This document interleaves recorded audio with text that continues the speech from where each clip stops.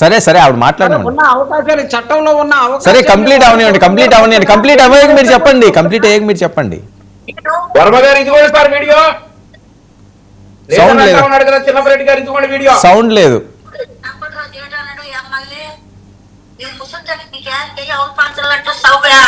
మీకు పంపిస్తాను వినిపిస్తున్నది. వినండి. నేను అర్జెంట్లో నేను ఒక్కదాన్ని ఎంత అద్దె కట్టుకుంటున్నాను. ఇసులు దానికి కూడడి తప్పకుండా చేయడాడు ఎమ్మెల్యే నేను ముసలిదానికి నీకు ఏంటంటే అవకాశాలు అంటే సౌకర్య పాకపోతుంది. ఎంతైనా 10 మంది ఉంటారు. ₹1,00,000 ఇస్తాడు సార్. వాళ్ళు వచ్చి వాళ్ళ ఇంట్లో పని చేయాలట. మీకు కావాలంటే వీడియో పంపిస్తా. వాళ్ళ అత్తగారు చెప్తున్నటువంటి వీడియో, అంటే చనిపోయినటువంటి వ్యక్తి మదర్ చెప్తున్నటువంటి వీడియో. వర్మ గారు ఈవిడ మాట్లాడండి. కీర్తన గారు కంప్లీట్ చేయండి సార్. అంత క్లియర్ గా మేము ఎవిడెన్స్ కూడా ఇచ్చాము. చిన్నపరెడ్డి గారు కూడా ఒక కాపీ పంపిస్తాం కావాలంటే.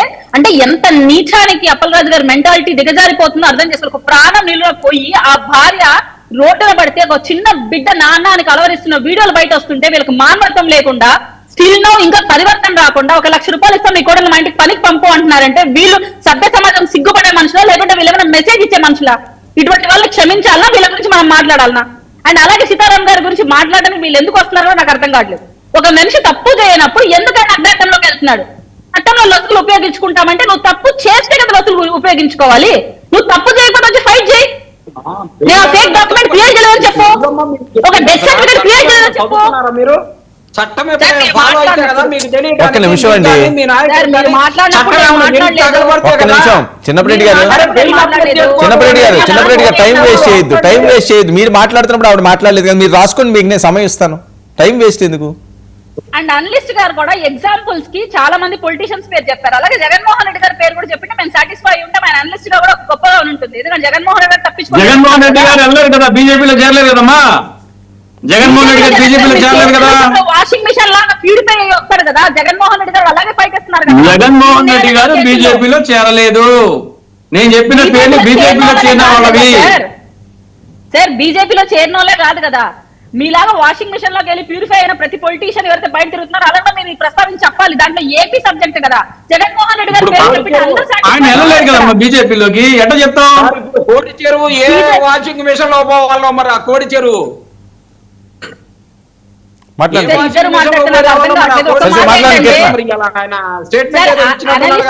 చిన్నపరెడ్డి గారు అలాగే వైసీపీ అధికార ప్రతినిధి గారైనా ఫస్ట్ సీతారాం గారు ఎందుకు తప్పించుకొని తిరుగుతున్నారు? దానికి గల రీజన్ ఫస్ట్ చెప్పండి. ఎవరు చెప్పారు మీకు? ఎవరు చెప్పారు తప్పించుకొని? ఒక నిమిషం అండి, వెయిట్ అండి. ఎందుకు క్రాస్ టాక్? ఇంట్లోనే ఉన్నాడు మీకు తెలుసా? ఆయన ఇంట్లోనే ఉన్నాడు మీకు తెలుసా? తప్పించుకొని తిరిగాడని స్టేట్మెంట్ ఇచ్చావు. ఏమని ఎక్కడ ప్రూవ్ చేయగలుగుతారు మీరు? ఏం చెప్పగలుగుతారు? ఇంట్లోనే ఉన్నాడు నాకు తెలుసు. నేను వచ్చేటప్పుడు కూడా మాట్లాడొచ్చా ఇంట్లోనే. సరే ఇప్పుడు ఒకసారి కాల్ చేయండి. కాదు చిన్నపరెడ్డి గారు ఒక్కసారి కాల్ చేయరా ప్లీజ్. ఎందుకంటే వాళ్ళకి మీరే సమాధానం చెప్పాలి కాబట్టి ఒకసారి కాల్ చేయండి, నేను వింటాను. నేను కాల్ చేసి మాట్లాడాలనుకున్నప్పుడు మాట్లాడతా. నీకు అవసరమైనప్పుడు అలా అది కాదండి. ఇప్పుడు వాళ్ళకి నిరూపించాలి కదా. ఇప్పుడు మీరు ఏమంటున్నారు? నేను మాట్లాడినా ఆయన ఉన్నారు అంటున్నారు, వాళ్ళు లేరు అంటున్నారు. ఫోన్ చేస్తే అయిపోయింది కదా, ఒక్కసారి కాల్ చేయండి మా కోసం. సార్ నేను మాట్లాడాల్సిన వారితో నేను మాట్లాడా. నాకున్న సమాచారం ప్రకారం ఆయన ఊర్లోనే ఉన్నాడు. ఊర్లో ఉన్నాడు ఏంటండి? నిన్నటి నుంచి ఆయన కోసం సెర్చ్ చేస్తున్నాను. చట్ట ప్రకారం సమాధానం చెబుతాం. వీళ్ళ కూర్చొని తట్టాలు బురదేస్తామనంటే సరే చిన్నపరెడ్డి గారు వినండి. మనం ఏదో టైం పాస్ కోసం డిబేట్ లో మాట్లాడుకోకూడదు. అవి వేరే వాళ్ళు వింటే వేరే రకంగా ఉంటది. ఆయన ఇంట్లో లేరని చెప్పి పోలీసులు చెప్పి అవి వెళ్ళిపోరని చెప్పి అఫీషియల్ గా వాళ్ళ రిపోర్ట్లు ఇస్తుంటే మీరు ఇంట్లో ఉన్నారని చెప్తే ఏంటది? దానికి ఏమన్నా సమంజసం ఏమైనా ఉందా? అర్థం ఏమైనా ఉందా? ఎందుకు అలాంటి మాటలు? సరే శ్రీకాకుళంలో ఉన్నారా, పక్కింట్లో ఉన్నారా, అది వేరే విషయం. వాళ్ళ ఇంట్లో లేరనే కదా నిన్నటి నుంచి చర్చ జరుగుతుంటే మీరు ఇంట్లో ఉన్నారని నేను మాట్లాడాను అంటే ఇంకేంటి దానికి అర్థం? ఒక నిమిషం వెయిట్ చేయండి కీర్తన గారు. చిన్నపరెడ్డి అన్న ఫస్ట్ లో అన్నారు సార్ ఆయన కింద ఉన్నారా పైన ఉన్నారా ఎక్కడ ఉన్నారో మాకు తెలియదు అన్నట్టు ఆయన మాట్లాడారు. ఇప్పుడు మళ్ళీ మాట మార్చి ఆయన ఇంట్లోనే ఉన్నారు. నేను అది కాదు మాట్లాడింది. వర్మ గారు ఒరిస్సా పోయారంట, అటు పోయారంట, ఇటు పోయారంట, రకరకాల. మీరు ఒకసారి కొన్ని కథనాలు చూడండి. తమ్మినేని సీతారామ గారిని కొట్టి చూడండి, నిన్న వస్తున్నాయి స్టోరీలు. ఒక నిమిషం ఉండండి, ఇస్తాను నేను. కీర్తన గారు. మీరు మాట్లాడప్పుడు నేను మాట్లాడినిచ్చాను సార్, చెప్తున్నాను సార్. ఉంటే కొత్తగా రమ్మని చెప్పండి, వచ్చి ఒక ప్రెస్ కాన్ఫరెన్స్ హోస్ట్ చేయమని చెప్పండి. నేను తప్పు చేయలేదు, నా కొడుకు ఇన్వాల్వ్ కలదని చెప్పండి. ఆ టెస్ట్ సర్టిఫికేట్ నేను క్రియేట్ చేయలేదని చెప్పండి. అసలు ఆస్తో మాకు సంబంధం లేదని చెప్పండి. వారసత్వం అంతా మీదే ఉన్నట్టు నీటిగా ఎస్పీ గారు హెచ్చరిస్తూ మాట్లాడారు కదా, మీరు వెళ్ళలేదా? మీరు చూడలేదా 8 మంది ఎవరిని పెట్టారు? ఎవరు ఈ ఫేక్ సర్టిఫికేట్ క్రియేట్ చేస్తారో మీకు అర్థం కావట్లేదా? మన ఊరికనే ఒక ఆర్గ్యుమెంట్ చేయడం కాదు కదా సార్, వాస్తవాలు కనబడుతున్నాయి. రేపు మీ జగన్మోహన్ రెడ్డి గారు వచ్చి ఏదో కొద్దిగా ల్యాండ్ కబ్జా చేశాడు, ఒక ఫేక్ సర్టిఫికేట్ తయారు చేశాడు, దానికే మీరు అరెస్ట్ చేస్తారా? దానికే తప్పు చేసినట్టు మీరు మాట్లాడతారా అని మాట్లాడతారు రేపు మీ జగన్మోహన్ రెడ్డి గారు వచ్చి. గమనించండి ఒకసారి ఆ విషయాన్ని. నిజంగా తప్పు చేయకపోతే మీరు బయటకు వచ్చి మాట్లాడాలి. మా కొడుకు కానీ, నేను కానీ, మా భార్య కానీ సదరు వ్యక్తులు ఎవరైతే అరెస్ట్ వారెంట్ తీసుకున్నారో వాళ్ళు ఎవరు కూడా లేరు. ఎవరైతే ఈ కేసులో ఇన్వాల్వ్ చేశారో వాళ్ళు ఎవరు కూడా తప్పు చేయలేదని మాట్లాడమని చెప్పండి, అప్పుడు మేము యాక్సెప్ట్ చేస్తాం.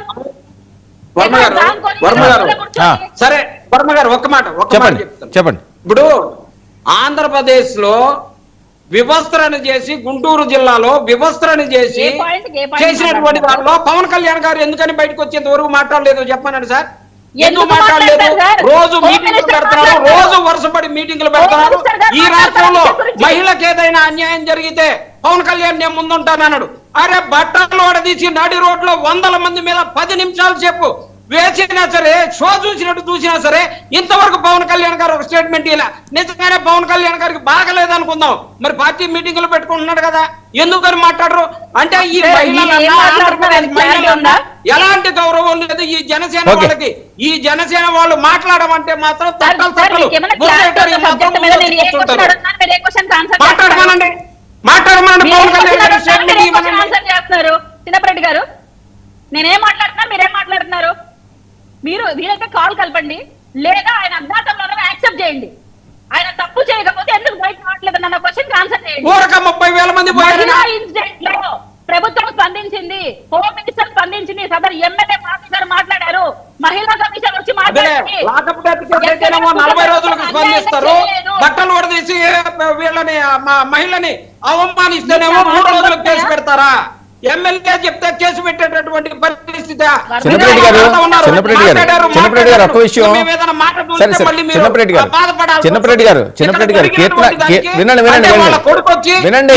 మా అమ్మ బట్టలు వడదీసి ఇట్లా చేసి సరే చిన్నప్రెడ్డి గారు ఒక్క విషయం వింటారా?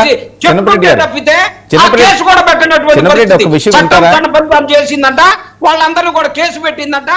వాళ్ళకేమి ఆ పక్కనే చెరువు ఉంది, చెరువు కనపడలేదా? లేకపోతే వాళ్ళకి ఇంకేమి ఇంకోటి కనపడలేదా? ఎందుకని మీ కార్యకర్తలు ఒక్క నిమిషం. ఇప్పుడు మీరు తర్వాత మాట్లాడతారా, ఇప్పుడు కంప్లీట్ చేసేస్తారా? తర్వాత మాట్లాడతాను సార్. ఎందుకు కంప్లీట్ చేస్తాను నేను? మరి ఏంటి అది? ఆవిడ మాట్లాడతారు కూడా మధ్యలో. మీరు లేదు ఇప్పుడు మాట్లాడేస్తారంటే మీరు మాట్లాడిన తర్వాత వాళ్ళతో మాట్లాడిస్తాను నేను. కీర్తన మాట్లాడండి. నా స్ట్రైట్ ఫార్వర్డ్ క్వశ్చన్ నేను ఇంతకుముందు చెప్పాను, అన్నకి వినపడలేదేమో. నిజంగా ఆయన తప్పు చేయకపోతే అజ్ఞాతం నుంచి బయటకు రమ్మని చెప్పండి, ఆన్సర్బుల్ గా ఉండమని చెప్పండి. లేదు అజ్ఞాతంలో ఉంటే తప్పు చేశారని యాక్సెప్ట్ చేయమని చెప్పండి. రేపు మళ్ళీ జగన్మోహన్ రెడ్డి గారు సిల్లీగా ప్రెస్ మీట్ పెడతారు, అయ్యో 4 కోట్ల ల్యాండ్ తీసుకుంటే ఇంత ఇష్యూ అవసరమా, దానికి మా వాళ్ళకి అరెస్ట్ వారెంట్ ఇవ్వాలా అని మాట్లాడతారు. మళ్ళీ వీళ్ళు కామెడీ పీస్ లో అవుతారు. ఆ ఒక మాట నేను అడుగుతున్నా, తప్పు చేయకపోతే బయటికి వచ్చి ఆయన ప్రెస్ మీట్ పెట్టమని చెప్పండి. ఆయన అజ్ఞాతం లేడు, ఇంట్లో ఉన్నాడు కదా, డిబేట్ అయిపోయినంటే కాల్ చేయమని చెప్పండి, లేదు ఇప్పుడే కాల్ చేసి మాట్లాడించమని చెప్పండి మనతో. ఈ ఇష్యూ తీసుకొని వచ్చి ముందు జరిగిన బాధితురాలు ఇష్యూకి ఇక్కడికి సంబంధం లేదు. ఈరోజు టాపిక్ ఏంటి అది మాట్లాడండి. చిన్నప్రెడ్డి గారు ఏంటి సిద్రి గారి అంశం ఏంటి? 1,00,000 రూపాయలు ఇస్తే వాళ్ళ కోడలు పనికి రమ్మండి. పవన్ కళ్యాణ్ గారిని ప్రెస్ మీట్ పెట్టమని అడగడానికి మాకు హక్కు ఉంది. ఎందుకు? ఆయన ఉప ముఖ్యమంత్రిగా, మేము గుంటూరు వాసులుగా మా ఏరియాకి సంబంధించినటువంటి ఒక మహిళకు అగౌరవం జరిగితే వివస్త్రణ చేసి బట్టలు ఒప్పదీస్తే దాని గురించి మాట్లాడలేదని ఖచ్చితంగా పవన్ కళ్యాణ్ గారిని అడుగుతాం. పవన్ కళ్యాణ్ గారు ప్రెస్ మీట్ పెట్టాలా లేదా? చెండాడాలి కదా, ఎందుకని మాట్లాడరు? ఎందుకని దాని గురించి ఓకే ఒక్క నిమిషం ఇస్తాను. సరే చిన్నప్రెడ్డి గారు వినాలండి, ఒక్క నిమిషం వినండి. నేను ఒకటే వింటే మీరు ఒకటి చెప్తే టైం వేస్ట్. వినండి ఒక్క నిమిషం.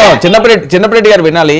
ఏంటి సిదిరి గారి అరెస్ట్కి సంబంధించి ఏంటి 1,00,000 రూపాయలు చనిపోయినందుకు ఇవ్వడం, వాళ్ళ కోడల్ని వీళ్ళ ఇంట్లో పనికి రమ్మండం, అదేదో వీడియో చూపిస్తున్నారు, ఏంటిది?